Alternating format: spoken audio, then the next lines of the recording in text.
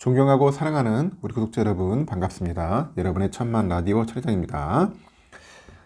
이번 시간에 아주 특이한 뉴스입니다. 조심해야 할 우리가 부분들도 있기 때문에 천회장이 이야기하는 거 잘 귀담아 듣고 주식 투자할 때는 함부로 이거 매수 버튼 누르면 안 됩니다. 함부로 누르지 말자. 다른 종목들이 막 눈에 띄고 갑자기 막 급등을 한다거나 테마성에 의해서 고공행진하는 그런 기업들도 있을 겁니다. 그렇다고 해가지고 무조건 들어가는 게 아니라 한번 잘 살펴보고 이것저것 공부도 해야 돼요. 재무제표도 보고 여러 가지 상황을 한번 면밀히 꼼꼼하게 체크를 해봐야 한다는 겁니다. 그렇지 않으면은 여러분은 본의 아니게 또 물려가지고 진짜 말 그대로 쌍코피 터질 수가 있어요. 돈 버는 게 참 쉬운 것 같아도 절대로 쉽지가 않습니다. 요즘 보니까 그 성장성 특례 상장 1호 기업 1호 기업 이게 뭐야, 성장성 특례 상장 1호 기업인데 셀리버리라고 있어요. 셀리버리. 이 셀리버리가 상장 5년 만에 이제 상장 폐지 이제 그 위기에 이제 처한 거죠.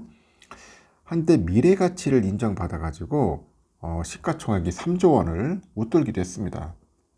3조 원을 웃돌기도 했는데 그 무너지는 것은 한순간이더라. 한순간이었다. 그 연구에 집중한 나머지 정작 회사의 재무상을 제대로 들여다보지 않은 탓이 있다고 하네요. 그러니까 재무상이 중요한 것 같은데 결국 피해는 고스란히 이제 소액주주 5만 명의 몫이다. 결국은 개미들만 피해 보는 겁니다. 개미들만 5만 개미들만 고스란히 피해를 겪는 것 같습니다. 셀리버리는 지난달 24일부터 거래가 정지됐네요. 보니까 같은 달 23일 지난달이니까 그 재무제표에 대한 감사 보고서가 의견 거절을 통보받았어요. 그래서 상장 폐지 사유가 이제 발생을 했습니다. 2020년과 21년 바이오 업종 호황과 신약 개발에 대한 기대감 그리고 무상 증자 여기까지 겹치면서 주가가 막 40만 원대까지 쭉 가는 거야. 40만 원대까지. 21년 1월 28일 종가가 38만 3,900원까지 했던가 봐요. 이제는 거래정지 직전 기준 6,680원으로 그야말로 곤두박질 쳤다. 공모가 2만 5천원과 비교해도 73%가량 밑돌고요. 한때 3조 원대를 넘겼던 그런 시가총액도 2,400억 원 수준으로 쪼그라들었습니다. 3조 원대 가던 게 2,400억 정도로 쪼그라들었다.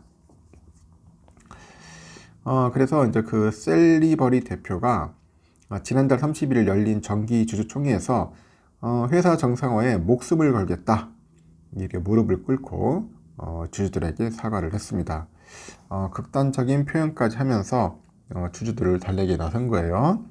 하지만 상황은 녹록지 않다고 합니다. 5만 명의 개미들의 곡소리가 커지고 있어요. 곡소리. 지난해 말 기준 셀리버리의 소액 주주 수가 5만 911명이라고 합니다. 외부 감사인의 그 대주 회계법인은 셀리버리의 재무 상태를 고려하면은 계속 기업으로 전속하기는 어려울 것 같다. 그런 이야기를 하는 것 같습니다. 또 제대로 된 감사를 진행하기에는 회사 측이 제공한 자료가 충분치 않다고 보네요. 이럴 때 시장은 보통 회사에 문제가 있다 이렇게 판단을 하는데 그렇지 않으면 자료를 주지 않을 이유가 없다고 이제 보는 거겠죠. 실제 회사의 유동성 문제는 심각했습니다. 셀리버리는 2018년 상장 이래 지난해까지 적자를 지속을 해요. 이 기간 적자폭은 줄어들긴커녕 확대가 됐고 연결 기준 2018년 41억 원이었던 적자 규모가 지난해 669억 원까지 불어납니다. 자산은 줄고 부채는 계속 늘어난 결과 자기 자본 105억 원이 자본금보다 적어지면서 결국은 자본 잠식됐다. 자본 잠식. 자기 자본이 자본금보다도 작아지는 꼴이 된 거예요.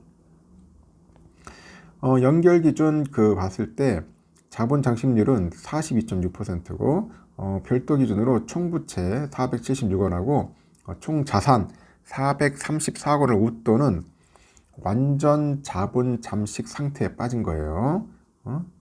총 부채가 총 자산을 웃도는 완전 자본 잠식 상태. 그래서 자본 총계가 마이너스 43억이네요. 셀리버리의 그 재무적인 위기는 자회사인 셀리버리 리빙 앤 헬스 인수 때문이라는 시각이 지배적이던데, 상장 유지 요건을 맞추기 위해서 추진한 신사업이 오히려 독이 됐다는 평가예요. 셀리버리는 2021년 11월에 유아용 물티슈 업체 아진크린을 149억 원을 들여가지고 인수한 뒤에 그 셀리버리 리빙 앤 헬스로 사명을 바꿨고, 20년까지만 해도 매출 371억, 영업이익 13억을 냈던 그 아진크린은 그 셀리버리에 인수된 21년 4억 원의 영업 적자를 내요. 작년 말 기준 영업 손실 282억 원으로 적자폭이 대폭 늘었고, 21년 2억 원에 그쳤던 당기 순손실은 지난해 309억 원으로 급증합니다. 이 때문에 작년 셀리버리 리빙 앤 헬스는 완전 자본 잠식 상태에 들어섰고, 이 와중에 또 10월에 조기 상환 청구권 행사 기간이 도래하는 그 350억 규모의 전환사채도 문제라고 합니다. 회사의 그 현금성 자산이 146억 원에 불과한 만큼 외부 투자가 이루어지지 않는 한 상환 가능성은 낮고, 회사 측이 자구안으로 제시한 유무형 자산하고 자회사 매각도 쉽지 않을 거로 보고 있고요. 유무형 자산은 335억 원 규모이나 262억 원의 유형 자산이 현재 담보로 잡혀 있다고 합니다. 그래서 회사는 그 셀리버리 리빙 앤 헬스의 매각을 검토하고 있다는 얘기도 있는데, 셀리버리 리빙 앤 헬스는 배우 그 배두나를 모델로 쓴 화장품 더 라퓨즈를 비롯해가지고 미용실과 겸하는 플래그십 스토어 셀리 라운지, 마스크 물티슈 브랜드 바이오늘의 사업을 하고 있네요. 하지만 현재 그 모회사의 존폐가 불투명한 상황에서 이 매각을 위해서 경영 성과가 제대로 된 가치평가를 받기 어렵다는 분석인데, 배두나 화장품으로 화제를 모았을 뿐 이미 백화점과 면세점 온라인 매장 등에서 줄줄이 철수하고 있다. 남아있는 매장은 손에 꼽을 정도라고 합니다. 이번 셀리버리 사태로 이제 바이오 업계의 신뢰도가 다시 한번 추락했다는 지적인데, 이미 신라젠, 헬릭스미스 사건을 거치면서 신뢰가 바닥난 제약과 바이오 업계, 아주 참 치명적이죠. 특례 그 상장 제도의 허점이 또다시 드러났다는 지적도 있는데, 안 그래도 특례 상장을 둘러싼 논란을 의식한 거래소가 심사 문턱을 높이고 있어 특례 상장을 고려하고 있는 바이오 기업들에게 타격이 불가피할 전망이고, 다만 이번 상폐 위기가 연구개발이나 기술이 매출로 이어지기까지는 시간이 오래 걸리는 그 바이오 업종의 특성으로 치부할 문제만은 아니다, 그런 의견도 있어요. 바이오 업종을 담당하는 한 증권사 연구원이 특례 제도로 상장했어도 성과를 내는 바이오 기업들은 많다. 상폐 위기는 개별 기업의 문제다. 그간에 이제 시행착오였다고 하지만은 이제는 아니다. 바이오 기업들도 상장했으면 단순히 연구에 치중하기보다는 이 재무적인 상황을 관리할 책임이 있다는 점을 알아야 한다, 그렇게 강조를 하는 겁니다. 한편 오늘 13일까지 이의 신청 기간인데, 이의 신청하지 않으면은 상장 폐지 절차가 진행되고, 셀리버리 관계자는 대표 사재 20억 원 출연, 자회사 및 모든 유무형 자산 매각을 통해서 자구책을 마련해가지고 이의 신청을 할 것이라고 합니다. 구체적인 자구안 내용에 대해서는 현재 단계에서 말씀드릴 수 있는 게 없다, 그렇게 이야기를 하는 것 같아요. 이의 신청하면 한국거래소의 개성기간 그 부여 및 여부 그 심의 의결을 거치고, 개성기간은 차기 사업보고서 제출기한 다음 날부터 한 10일까지라고 봅니다. 약 1년 정도다, 그렇게 이야기를 하는 것 같습니다. 이 기간 상장 폐지 사유가 해소되면은 거래가 재개되지만은 그 전까지는 거래 정지 상태가 유지된다. 참 큰일입니다, 여러분.